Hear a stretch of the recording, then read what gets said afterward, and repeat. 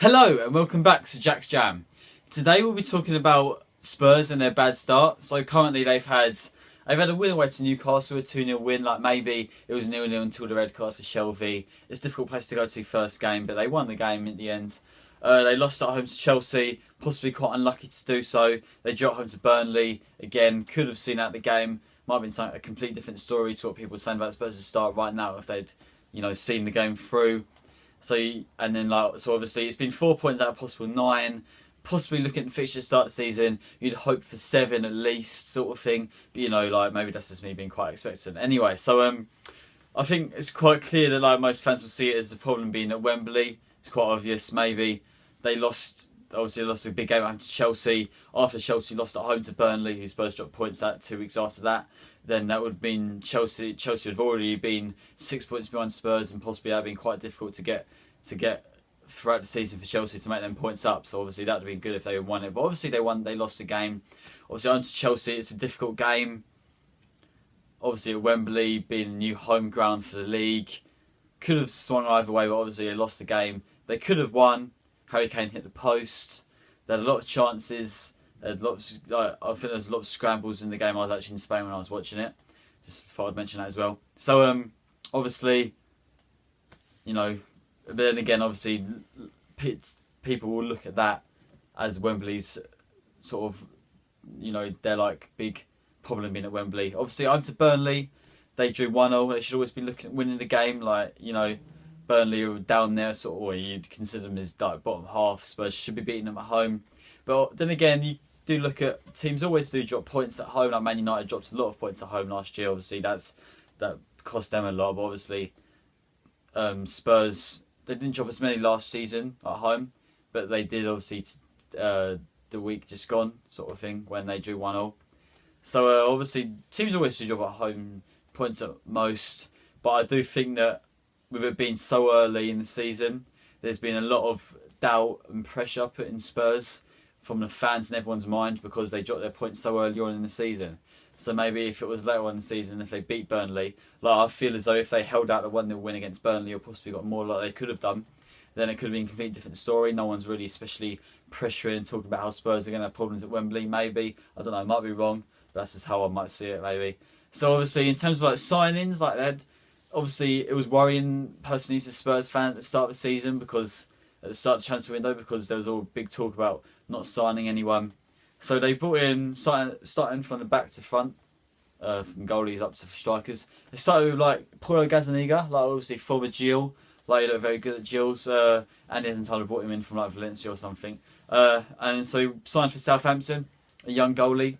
Spurs have got another goalie, possibly behind Lopez and Vorm. I'm not sure what difference this would make for this season, but Pochettino might like him, prefer him to. Obviously, he had him at Southampton. He's at Southampton.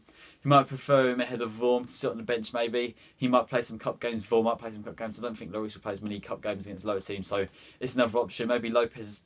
He doesn't think Lopez cuts it. Maybe Vorm and Gazzaniga possibly do cut it. Maybe in these cup games, it gives him more option for Vorm. Not only is Lloris having to compete with the likes of Vorm, but other goalies to stay in as first choice goalie, but also Vorm's got to compete with Gazzaniga, say second choice. So that's always good. Bit of health competitions, I think no problem with that. So obviously that might be another signing for the future, as well as Lopez. 2 good young goalies maybe coming in. Gazzaniga probably isn't considered a youngster anymore, but still got his best years ahead of him. And right back was needed. I think Pochettino came out and said that, and he saw that. Trippier probably not up to Champions League quite yet, but obviously it's a good option. It's a good option for the bench. Walker Peters impressed at Newcastle away. Maybe worth seeing him more this season. He got man of the match and they dropped him next game at home to Chelsea. I don't know if it was against easier opposition, they might not have dropped him. But obviously with the tougher game, maybe that's probably a good decision. Serge Aurier signed from 23 million. A right back signed from PSG. He's obviously got experience in the Champions League with PSG, and it's always good coming from a big club because it shows that he hasn't come from a smaller club, so he knows how he's gonna play. We know he's good enough. We know he's capable, sort of thing. But obviously, there's the question of playing in a PSG team for quite a while. I believe he's been there. Obviously, he's against low opposition most of the time, apart from in the Champions League. So maybe he might be coming here not as expectant.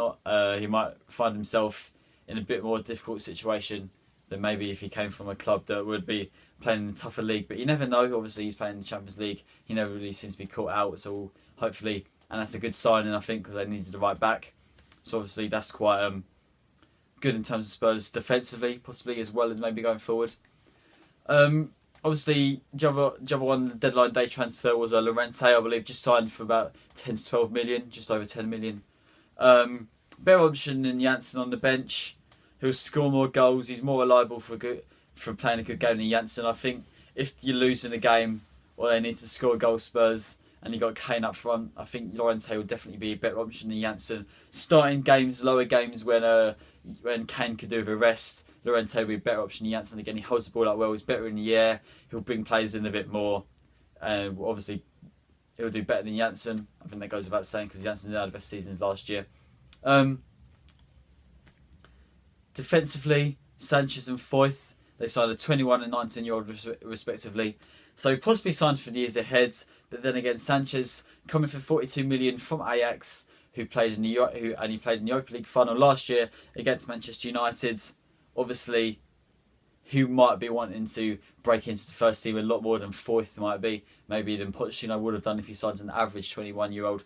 I think I don't know if this is true, but you don't know why I would. He's turned down Barcelona, I think, to join Spurs. So obviously, lots of clubs are coming in for him. He's going to want to play a lot more, like maybe with Alderweireld of Vertonghen, maybe replace one of them, and if not, play up against the lower teams. But he might compete with their places. So obviously that's healthy competition for likes of Vertonghen and Alderweireld. Maybe if they slip up, maybe like if they if Pochettino, healthy competition is always good. It's always good, sort of thing. Also after losing Kevin Villa, like likes of Foyth and likes of Sanchez, good players to bring in, sort of thing, and 2 centre halves rather than just one. Obviously, he's got Alderweireld and Vertonghen. It'd be good in cup matches. Maybe he can play Sanchez and Foyth. Don't know if he will because they're both young, sort of thing. It's a lot to like 2 centre halves to play like 2 youngsters who just come in. So, but obviously, healthy competition. Foyth might not be seen as played much as Sanchez, but it's always good to get a good squad because that's what they needed. So apart from that, I don't know. In terms of what I would have liked to see, I would have liked to see another winger in. I don't know what's going on with Lamela. Son's there, Eriksen's there, Ali can play out wide. Sissoko looks very problematic, and like I said about Son, I think he looks a lot better coming from the bench. So I think, obviously, I don't know. I think they needed a winger, like a wide player, like another option. They probably do with another centre. They probably do with another centre midfielder as well. So I think Winks cuts it. Dembele, Wanyama look very solid. Winks, don't think he cuts it. I think he's still injured. I'm not too sure. Dia, obviously I'm not the biggest fan, but like in terms of attacking like centre midfielders, I know Ali can play there, but in terms of like going forwards, I think another winger and a centre midfielder would have done me very proud. Would have done me as a Spurs fan. I think I've been quite satisfied. So I think they'll be alright. I think the Burnley draw at home, I think they could have seen it out, and obviously if they did, I think there'd be a different story. So I think they'll be alright with the new signings. And obviously being away, Everton is their next game. Obviously, maybe away might seem to be better for Spurs, but I think they will adapt. I think they've got the players there to adapt. I think Kane, obviously, only Malta, but he's still scoring. He didn't score in August like he never has done. But he scored against Malta the other day, scored 2 goals. Ali looks quite good. So obviously, I think I think that I don't think it's a case of like one season wonders like everyone was saying. I think they'll still have good seasons. Hopefully better than just an average season, because I think they will be vital this season, and I think they will prove to be. Anyway, so thank you for watching. That's my opinion on Spurs this season, their bad start and their reason for it. Please remember to like and subscribe and follow everything in the description. Remember to check out the League One podcast. See you next time, and goodbye.